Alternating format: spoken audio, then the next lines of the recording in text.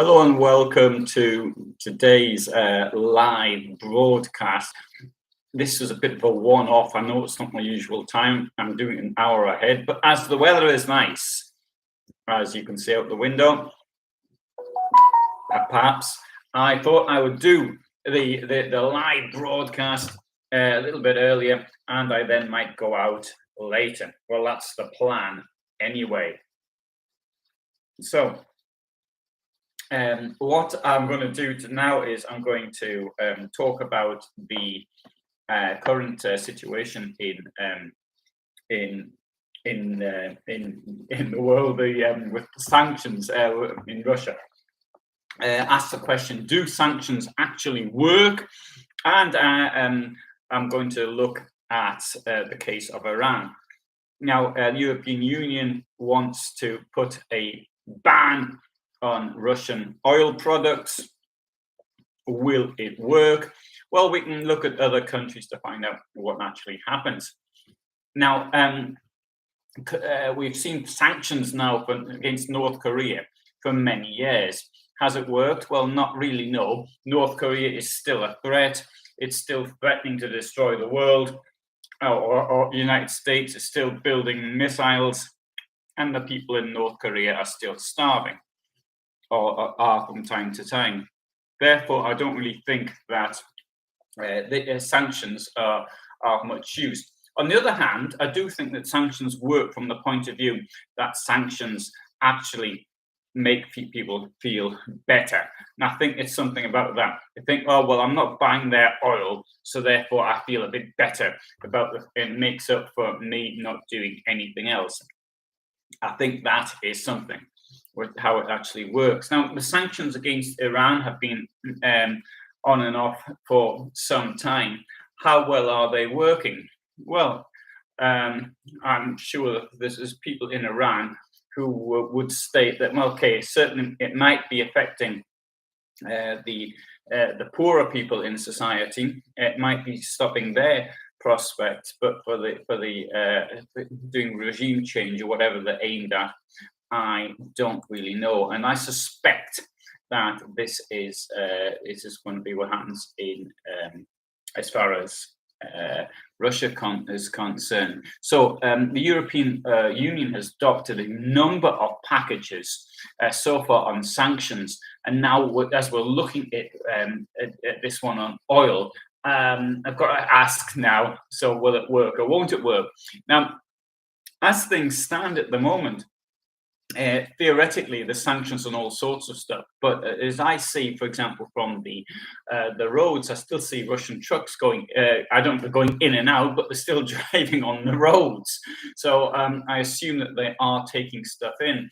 I also noticed that for example, the U.S. trade figures with Russia, whereas they're certainly well down on what they were in January. The March figures, though, still show that trade is continuing. I mean, it's down by about 80%, but all the same, it's still there. This disconnection, for example, of Russia of the SWIFT system, well, maybe it makes life difficult for normal Russians who might want to leave Russia, but it's not really doing anything for those for stopping the war. So the problem with oil is that when you go and buy it, it doesn't say made in Russia or made in Iran or made in Saudi Arabia.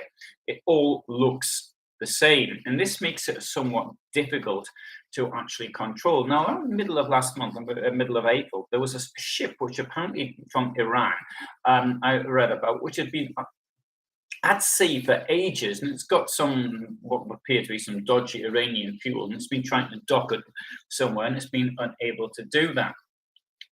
Now, in 2012, Reuters reported that in order to avoid sanctions, Iran had sort of was putting up millions of barrels of oil into small Asian ports.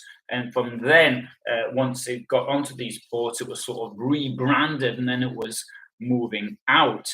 And in 2012, if I remember rightly, there's a company called Control Risks in London, and they said that something like 8% of the world's largest tankers were then smuggling sanctioned crude oil, which mainly came from Iran and Venezuela. So therefore, it's not as all that difficult. I do appreciate that you can't just get on an aircraft and get a plastic bag full of oil, but then again, you could, it could be smuggled out like this.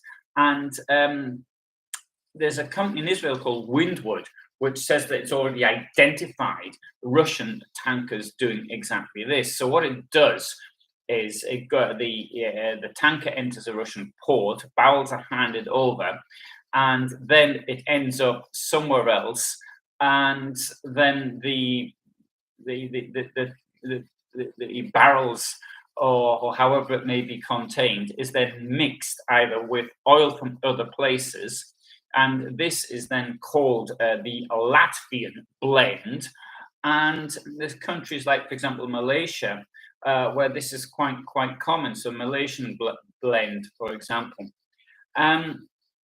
Now, anyway, according to Bloomberg, Russia's already tested the product by mixing its own oil with countries that don't really it can't trade with. And so one case is for something called a Latvian blend, which is 50% from Russia. Now, what does this? The problem is, of course, that there are many countries which Russia are not putting in sanctions, so that they could easily just sort of get mixed in there. And Iran itself, for example, has had many years to think about this. It's got a sort of a whole dark web of shell companies and circular deals to launder money to evade sanctions.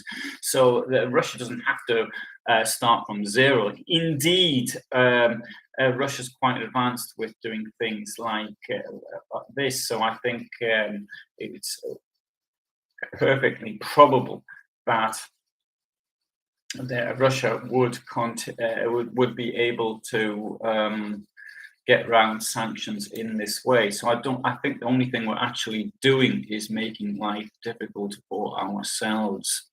On the other hand, I do appreciate people are dying in in Ukraine right now. There's a war on. Something needs to be done.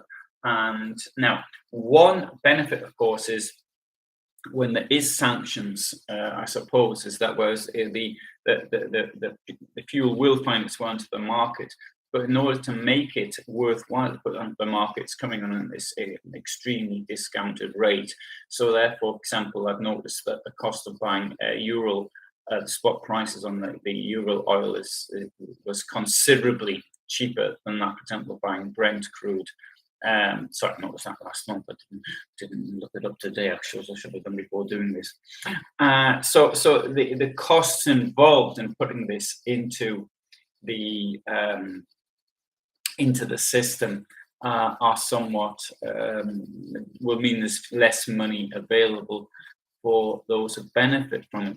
But I do need to point this out. For example, Equatorial Guinea, a country of about 1.6 million people, in the sort of the armpit of Africa, if I could put it that way. The money for the oil there is potentially the richest country in Africa per head, but it isn't. There's dreadful poverty because the dictator has money from oil revenues just paid into his personal bank account, which is in the United States. So anyway, and I'm sure that's what would happen in the case of Russia. Would be Putin and his mates would avoiding paying Russian tax, and the money would just be paid from these operations, I presume, directly into their own private bank accounts, and therefore not being maybe not going that way into funding the Russian war effort, which of course is paid for by the Russian taxpayer, and not through the offshore funds where the money stolen from Russia normally ends up. Okay, anyway, so that was my opinion based on, I know it's not really entirely historical, that one. I've largely looked at Iran, and And as Christopher has just said, oil, coffee, tobacco, whiskey, it's all blended to your taste. Yes, but in this case, it's a slight difference. With coffee, one can tell where it comes from. With oil, as far as I'm aware, and I might be wrong, I don't know, we can't tell where it actually comes from. Right, so what I think I'll do is from time to time at the weekend, I'll do something like this. I'll just do it ad hoc, and it'll be something seeing history in as it relates to current events. Jade asks, "Is it World War III?" No, it isn't. No, that won't happen. I'm pretty certain that that won't happen because we have to understand the reason for this war. This war is not aimed at Ukraine or Ukrainians. The people who are supposed to take notice of this war are the Russians. Putin wants to demonstrate what will happen if there's an attempt to overthrow him. And so, therefore, if this other country, it's highly unlikely that Ukraine, even in the most optimistic scenario, will have there'll be Ukrainian tanks driving into the Kremlin. I don't think that is going to happen. But if it became World War III, that's to say NATO involved, well, I think there is a risk of, as far as Putin's concerned, and Putin will be well aware of this, of NATO tanks driving into the Kremlin and liberating Russia. So that is absolutely the last thing that Putin wants. The problem is, as I've said in other things, there has to be a way that Putin can find a way out of this war.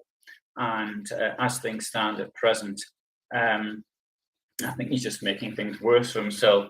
Now, in 2 days' time, it will be the 9th of May, and he'll be expected to announce something at the May Day event if he bothers turning up. And my prediction is he won't. He'll send somebody in his place. I don't know who he's sending in his place, but if it's going to be me, I'm going to have to find out before long, because I haven't. Otherwise, I'll be doing something else.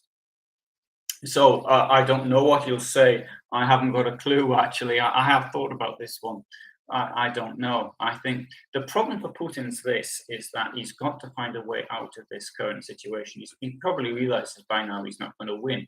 If there's any more escalation, the escalation is not in his favor. And so if what I mean, what can he do? If he makes the war any bigger, he's going to lose even quicker.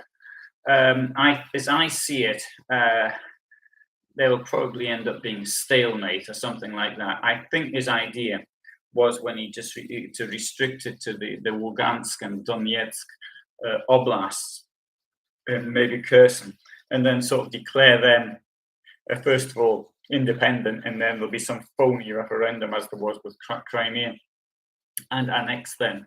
That's what you would call that a victory.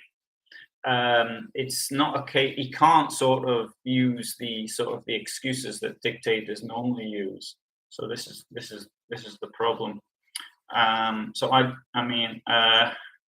haven't got a clue what you'll say. So Christopher's apartment block is going to be fumigated on the 9th. So that's probably being done for the May Day, the Victory Day celebration, and that's something that does happen used to happen in socialist blocks. Christopher's in Romania. I haven't lived in one of these blocks where it was fumigated for some time, but when I was in Russia, I can remember it happening there. So, okay, thanks very much for watching. I might do something tomorrow on the May Day event, or I might not. But all the same, thanks for being here today, and all the best for me in Poland. Bye.